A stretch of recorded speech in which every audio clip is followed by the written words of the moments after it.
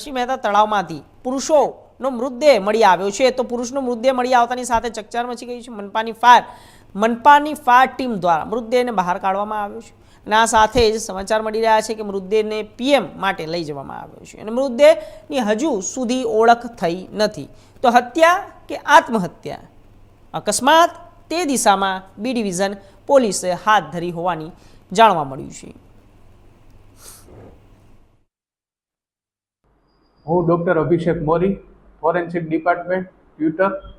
આજ રોજ તારીખ 2/7/2025ના રોજ નરસિંહ મહેતા તળાવ ખાતેથી મૃત અવસ્થામાં બોડી મળેલ છે, જે અમોને પીએમ રૂમે 12:30 આસપાસ બી ડિવિઝન પોલીસ દ્વારા લઈ આવતા અમારા દ્વારા એમનું પોસ્ટમોર્ટમ કરવામાં આવેલ છે।